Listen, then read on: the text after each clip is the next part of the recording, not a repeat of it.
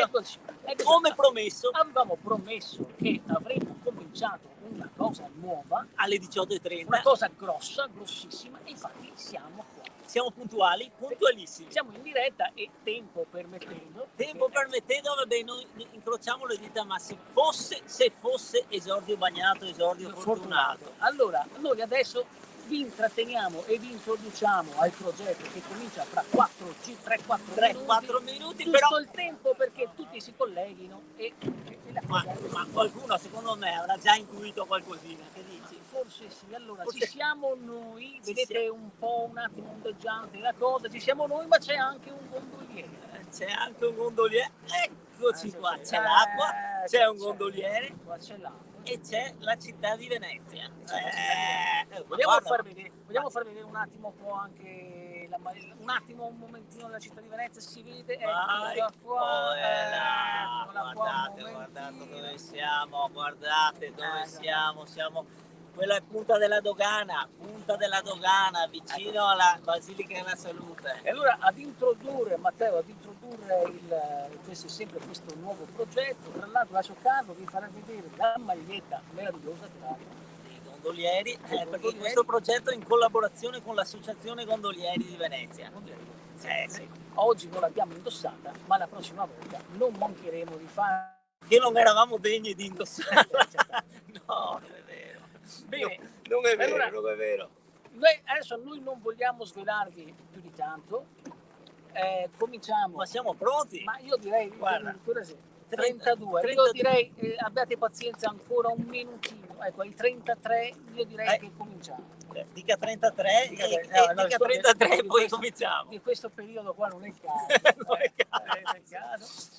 Siamo emozionati, va detto che siamo emozionati e siamo contentissimi anche tutti quelli che sono in collegamento, che ci seguite, perché veramente è come un debutto di un veramente è un debutto, veramente. Guardate, adesso non si può vedere perché Matteo ci sta inquadrando lui a noi, perché... ma lui è in equilibrio sulla gondola, Ma Matteo riesce ad inquadrarti perché nella gondola siamo io, Carlo, il gondoliere e Matteo. Auto-inquadrati. Mi auto-inquadro. Eccoci qua. Selfati. Ci siamo? Ecco. Siamo in 33, cosa dici? Ma io direi che si potrebbe anche in qualche modo andare. Sì, dai, cosa dici? Siamo pronti? Introduciamo? Io 1, 2, 3. 1, 2, 3. Via. Amici, siamo nella città più bella del mondo. A bordo di un mezzo di trasporto unico al mondo. Noi siamo Carlo e Giorgio e ad ogni puntata incontreremo, per ora solo in collegamento, un ospite diverso. Chiacchierando insieme per i canali, conosceremo qualcosa in più di lui e di questa città. L'ospite di oggi è siciliano ma vive negli Stati Uniti. È giornalista, direttore della Voce di New York. Siete curiosi? E allora scopriamo insieme chi monta in gondola. Sigla!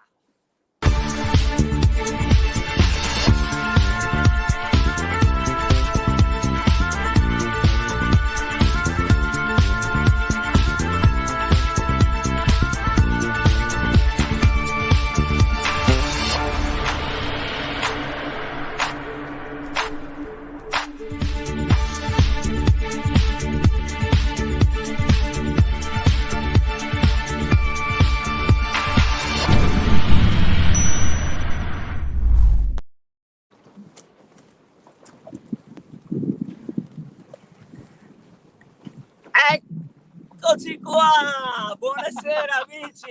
Scusate, il bello della diretta. Diceva Pippo Baudo. Siamo in Canal Grande, stiamo passando davanti alla Basilica della Salute. Se vuoi inquadrarla, Matteo. E con questo po' di scenario, amici, oggi monta in gondola con noi, direttamente da New York, il direttore della Voce di New York, Stefano Vaccara. Buonasera direttore. Buonasera a tutti, voi siete fortunati che siete nella città più bella del mondo, sicuramente non c'è più bella la bellezza di noi. Guardate, il nostro motto è Liberty meets Beauty. Liberty è New York, Beauty è Venezia.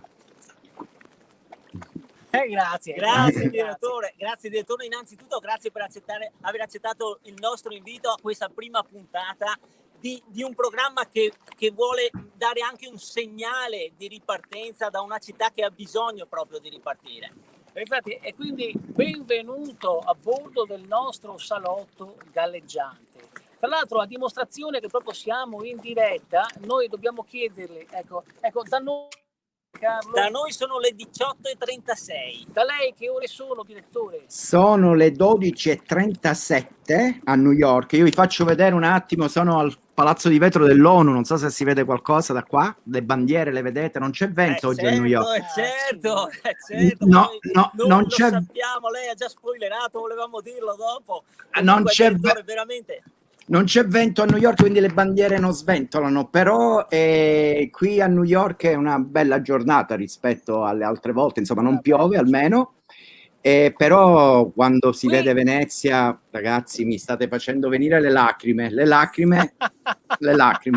perché ci fa piacere. Sapete la sindrome di Stendhal, no? La sindrome di Stendhal. Sì, c'è da vedere. Tra l'altro, direttore, mi consenta, è quasi l'ora di pranzo, quindi una curiosità. A casa sua si mangia più italiano o americano? Allora, mia moglie è americana, però di origine, anche se dai bisnonni italiane, si mangia è mischiato, si mangia italiano spesso, ma anche americano. Diciamo che le breakfast sono la mattina, si mangia all'americana, i French toast, i pancakes, queste cose così. Però poi quando si deve mangiare la sera, allora, che ne so, che cucino io, si fa la pasta con le vongole, si fa, no? Certo. Poi peraltro avremo anche un piccolo test per esatto, dopo. Senta, direttore, allora, un direttore con una carriera come la sua, che ha addirittura l'ufficio dentro al Palazzo dell'ONU, ce l'ha fatto anche un po' vedere. E che ne avrà viste di tutti i colori, insomma. Ma le è mai capitato di fare un'intervista in una gondola? Mai. Oh, mi piace, si dondola, no? È una situazione dove l'intervista, io penso che essere intervistato, anche se virtualmente, dentro una gondola è un'esperienza terrificante in tutti i sensi. Terrificante perché ho paura che da un momento all'altro voi finite in acqua e io non so se mettermi a ridere. Il nostro gondoliere è un bravissimo conduttore, ma volevo dire che tra l'altro la gondola, lei deve sapere che ha un nome proprio, cioè ogni gondola ha il proprio nome, che di solito corrisponde al nome della mamma o della moglie del gondoliere. Il gondoliere che ci porta oggi, che ci guida, si chiama Maurizio, glielo chiediamo. Maurizio, a bordo di chi siamo? Della Chetti. Allora oggi siamo a bordo della Chetti, che è sua moglie. Ah, benissimo. Senta, direttore, a proposito di conduttori di barche, che si dice negli Stati Uniti di quell'altro gondoliere, Mario, quello che sta guidando la Gondola Italia? Che si dice? Ah, del Draghi. Ma lui qui... Sì, ma lui è conosciuto molto. Qui diciamo che è un americano Draghi, perché qua lui stava all'MIT, che è il Massachusetts Institute of Technology. Tutti si ricordano di Harvard, ma MIT è ancora più importante, se volete. E poi è uno che ha lavorato qui nelle banche di investimento, conosciutissimo.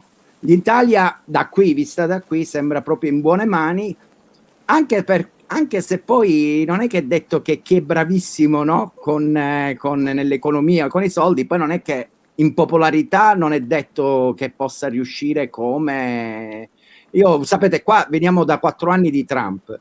Trump era fallito tante volte, Ma infatti lei, direttore, mi sta anticipando un'altra metafora, perché anche a voi, appunto, alla guida della vostra gondola, avete avuto recentemente un avvicendamento, no? E appunto quel gondoliere che nominava lei, un po' particolare, pur avendo terminato il proprio turno, non voleva andarsene. L'hanno cacciato. Sì. Lì... E allora io le chiedo, ma com'è il gondoliere di adesso? Rema bene? Dove sta portando questa grande gondola? Vi dico questo, lo chiamavano Sleepy Joe. Sleepy Joe significa Joe l'addormentato, no? Perché lui quando parlava era un po' addormentato. Eppure, da quelle ultime cose che ha fatto negli ultimi 100 giorni, lui ha passato proprio adesso 100 giorni, io l'ho adesso con i titoli nel giornale, non l'abbiamo noi soprannominato invece Speedy Joe, che significa come Speedy Gonzales, no? Quello veloce, perché lui in 100 giorni ha fatto un sacco di cose ha fatto. Senta, direttore, lei è, oltre che un giornalista, è il fondatore della Voce di New York, insomma, questo giornale online in italiano e in inglese. Lei si aspettava tutto questo successo quando ha iniziato questo suo lavoro con la Voce Guardate, di New York? quando io iniziai, mi venne l'agenzia ANSA, no? L'agenzia italiana ANSA importante, venne qui proprio al Palazzo di Vetro, mi venne a intervistare. Ah, questo giornale, La Voce di New York, cosa vuoi fare, cosa non vuoi fare? E io dissi, allora, no? Dissi, stiamo parlando del 2013, noi puntiamo a 100.000 lettori. Beh, sembravano di questi spaccheremo le reni. Bene, non solo ci arrivammo a 100.000, adesso siamo a 200.000 lettori, e la cosa più bella, soprattutto perché noi scriviamo da New York e da tutto il mondo, ma siamo letti in 174, nell'ultimo conteggio, 174 paesi nel mondo. Cioè i paesi, quelli qui all'ONU, riconosciuti dall'ONU, sono 193. Noi siamo praticamente quasi tutto il mondo. Praticamente una percentuale bulgara, direi. Senta, ma con che notizia ha aperto il quotidiano di oggi? Oggi avevamo una notizia proprio nostra, nel senso che noi siamo stati oggetto di un attacco di un hacker su Wikipedia. Wikipedia, che conoscete, l'enciclopedia che Wikipedia ci conosceva, ci ha tenuto lì per qualche anno, sia in italiano che in inglese. Un hacker ci ha attaccato ed è riuscito a farci andare giù la nostra pagina di Wikipedia. Ma noi abbiamo scoperto l'hacker, abbiamo capito chi era, ed era uno che noi avevamo scritto 3 anni prima, era uno che voleva truccare le elezioni italiane, c'era pure riuscito a presentarsi una lista qui all'estero chiamata Free Flights to Italy, e noi avevamo fatto delle inchieste. Questo ci ha minacciato, voleva che noi buttassimo giù gli articoli, noi protetti dal primo emendamento della Costituzione degli Stati Uniti, ma sai che se ci spaventiamo degli hacker. Però lui si è vendicato così. Ora la storia è diventata molto interessante, perché più che all'hacker, che sai, è un hacker, ce ne sono tanti, è il fatto che noi siamo riusciti a dimostrare, tramite il nostro caso, come Wikipedia sia perforabile. Io vi dico subito che già abbiamo la stampa americana interessata alla nostra storia, cioè loro ci vogliono adesso intervistare perché vogliono capire come mai Wikipedia ha queste falle. Senta una cosa, io le dico a tal proposito, tra italiani e americani, 1492 scoperta dell'America, sì. Ma 1493, l'anno dopo, Aldo Manuzio qui a Venezia apre la sua prima stamperia, no? La sua stamperia che poi ha inciso in maniera straordinaria in tutta la cultura europea. Quindi America e stampa. Sì.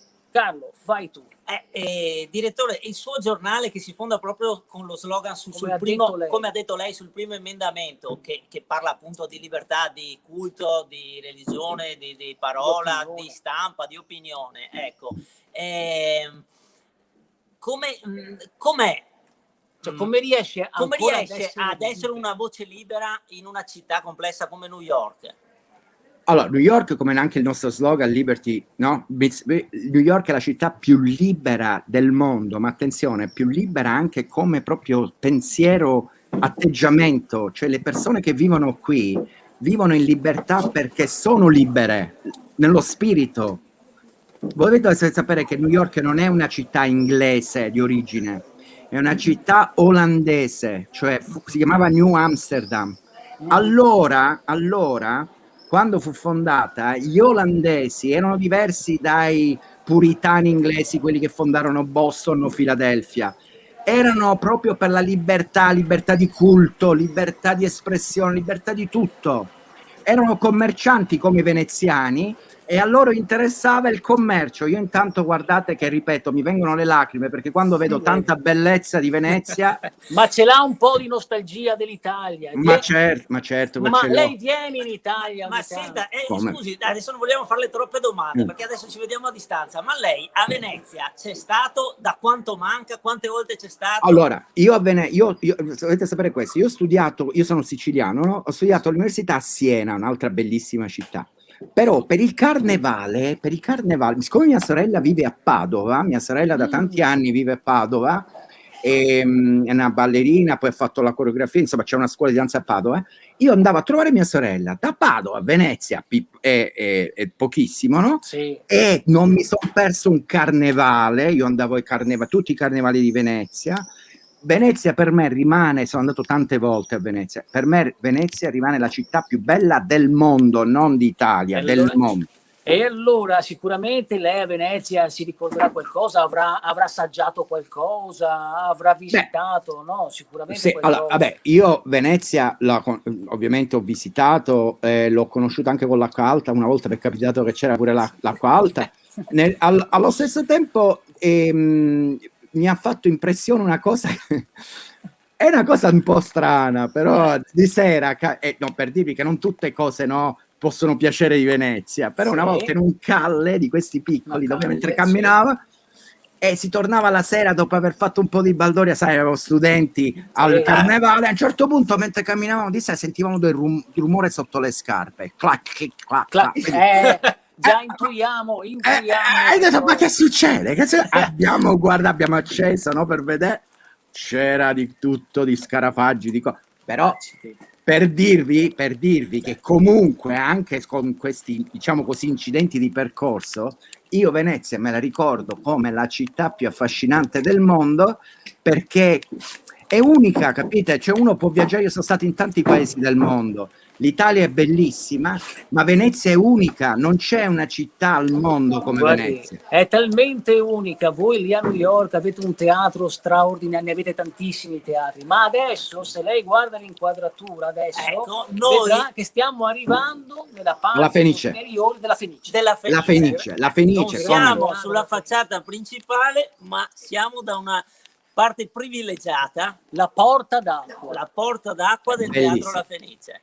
Ma un teatro storico importantissimo, dove il teatro italiano ma non solo teatro di prosa, ma anche musica, la musica lirica, il balletto pure, tutto ha avuto sulla Fenice. La Fenice fa parte della storia d'Europa, storia culturale d'Europa, no? E tra l'altro è anche una metafora, mi si consenta, del periodo che stiamo vivendo, no? Che sia una speranza di risorgere. Certo, sì. Però lei che è preparatissimo appunto in Venezia, ecco, siamo pronti a farle un piccolo test, una piccola lezione, ecco, di venezianità. Esatto, allora, direttore, Venezia è famosa per i suoi cicchetti, cioè gli snack. Però attenzione, quale tra questi cicchetti snack è veramente veneziano? Ok, allora me le fate vedere. Allora il babà è siciliano di Messina, non me lo date. L'altro è il sushi. Il sushi e quella a sinistra cos'è? Scusate. È quello, sì, è quello di Venezia. Però questo è quello veneziano, ovviamente. Ma lei le ha mai assaggiate le sarde in saur? Come no, come le ho assaggiate, le ho mangiate, anche a New York le ho mangiate. Allora vi dico una cosa, vicino a casa mia, io abito a Brooklyn. Sì? A Brooklyn, segnatevelo, quartiere di Park Slope, uno dei più belli. C'è civico perché veniamo a trovarla. President Street, vicino Quinta Avenue, a un blocco da casa mia c'è un ristorante che si chiama Al di là. Ora, il nome è tutto Al di là, proprio scritto come l'Al di là. È un ristorante veneziano, è una trattoria veneziana. Sì. Ma lì come fanno il fegato alla veneziana lì, non lo fa nessuno in nessuna parte di New York. Quindi lei... Tra l'altro, attenzione, veneziano perché? Perché la chef in realtà è un'americana che è venuta a Venezia, ha incontrato un veneziano, se l'è pure sposato, ma lei che è chef e poi è tornata qui, ha fatto il ristorante, lei, americana, chef bravissima, veneziana, andate tutti ad Al di là, vedrete che i sapori sono come quelli di Venezia. Ma direttore, noi lo prendiamo come un invito personale. Assolutamente, però io non posso non chiederle, ma invece il marito che fine ha fatto? Scusi, No, il marito si gode New York con i sapori di Venezia. Senta, direttore, adesso siamo adesso in un momento in cui speriamo tutti che si riparta. Siamo in una città che tra l'altro è un po' un simbolo di fatica a ripartire, e volevamo chiederle, noi da Venezia qua stiamo cercando di ripartire, ma com'è stato come direttore di giornale, ma in generale, vivere questo periodo in una città come New York? Allora, New York, come sapete, ha avuto lo shock dell'11 settembre, 20 anni fa ormai, e io ero qui, e New York è resilience, c'è New York, c'è Benedetta, c'è New York che non si abbatte mai, lotta, e anche in questo caso con la pandemia, che è stata una botta terribile, perché New York fu la prima città americana colpita, dove i morti qui in percentuale erano altissimi rispetto a tutto il resto degli Stati Uniti all'inizio.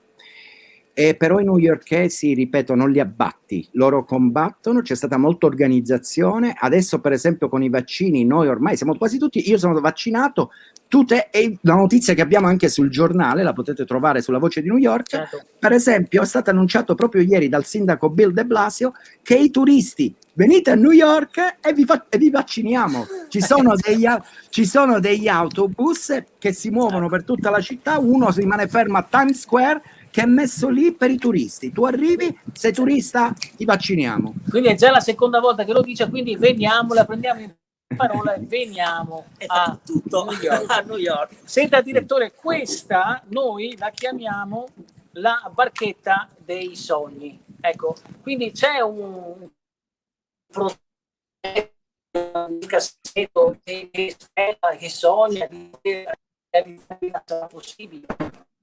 E non sono sicuro se sono riuscito a sentirvi.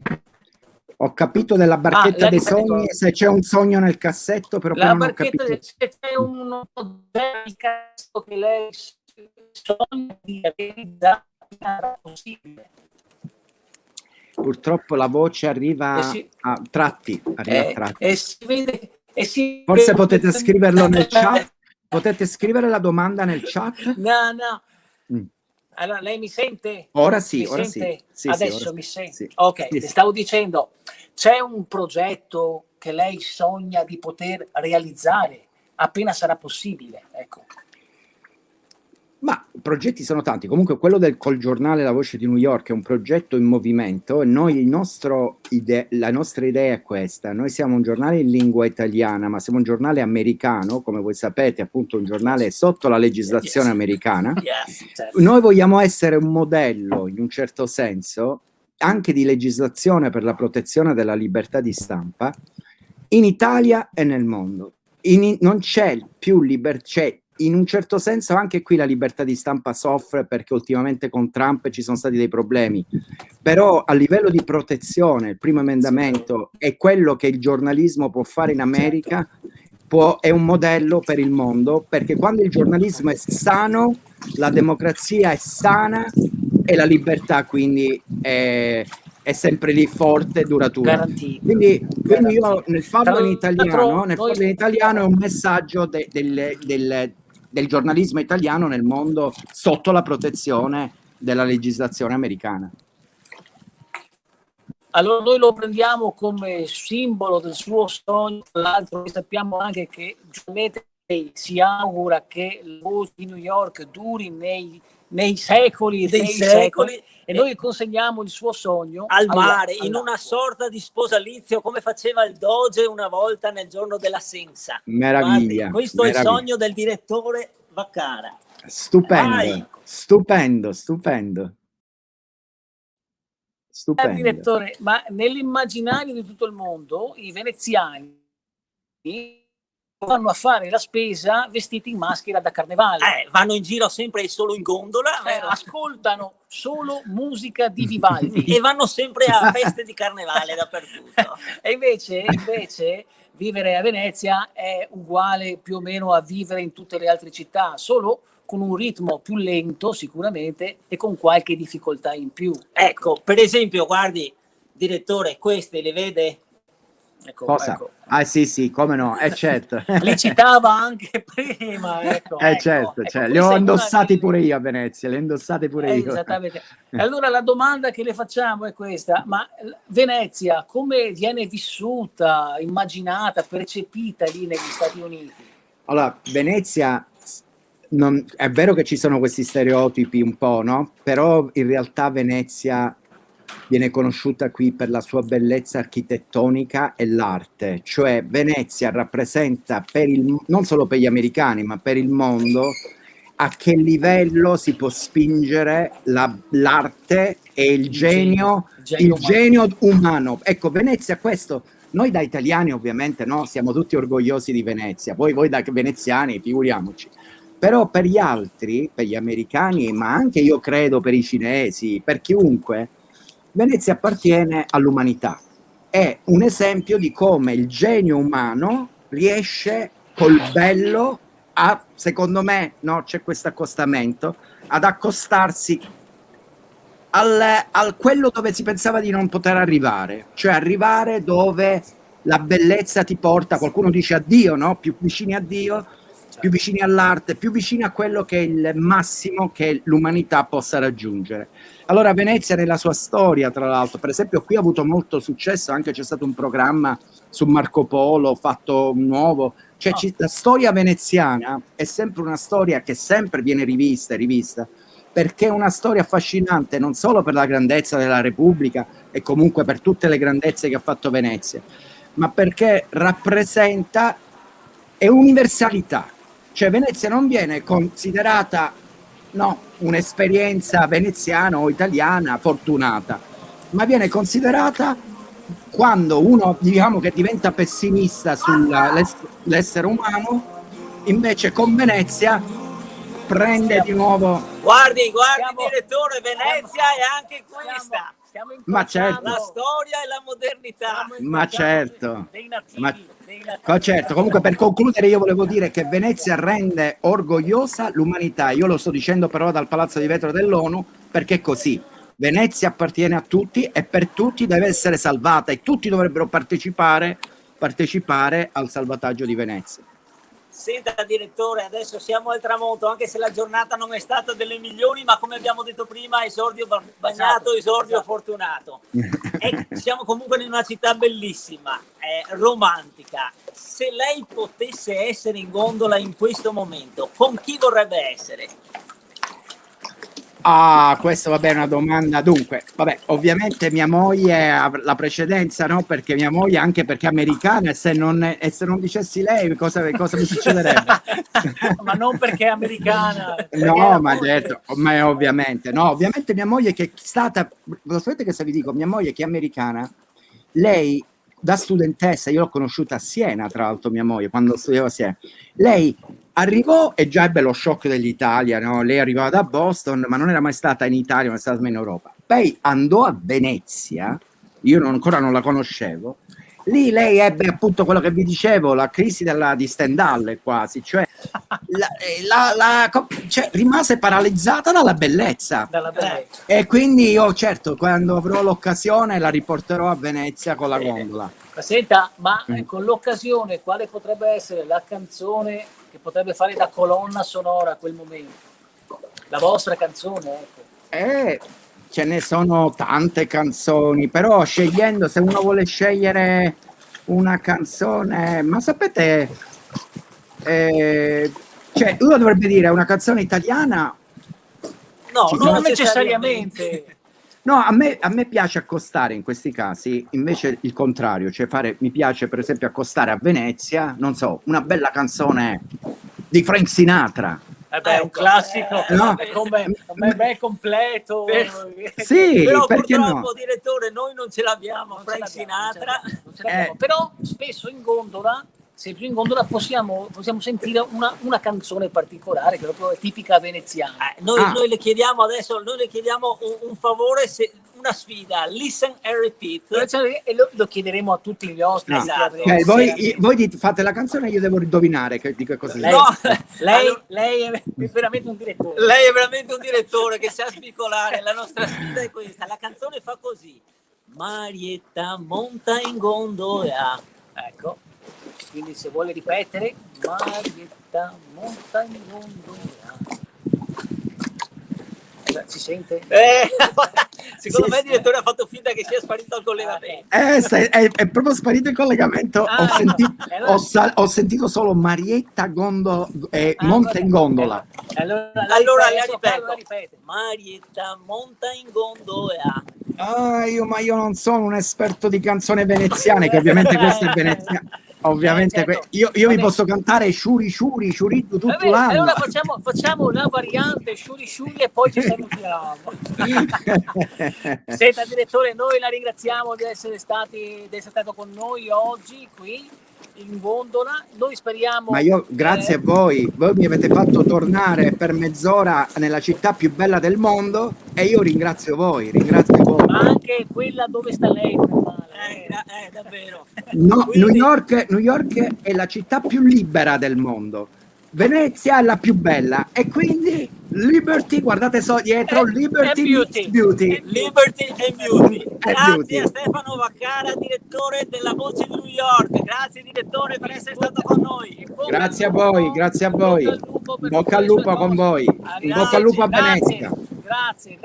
Bene amici, si conclude qui. Beh, è stata veramente una prima puntata, come vi ho detto, bagnata e fortunata. Sì, a noi vi diamo appuntamento alla prossima occasione dove infatti ogni puntata incontreremo, come oggi il direttore, altri musicisti, attori, gente dello spettacolo, per conoscere un po' di più loro e il loro rapporto con questa meravigliosa città. Ricordate di seguirci sui social perché saremo in diretta su Facebook e YouTube. Se qua non diluvia e riusciamo ad arrivare all'approdo, nel frattempo salutiamo Maurizio, il gondoliere. Grazie Maurizio e ringraziamo l'Associazione Gondolieri di Venezia. E noi vi diamo appuntamento alla prossima settimana, sempre alle 18:30. Vediamo, vi informeremo, vi aggiorneremo. Sempre su Facebook e su YouTube da Venezia per scoprire insieme chi monta in gondola. Ciao! Grazie per essere stati con noi.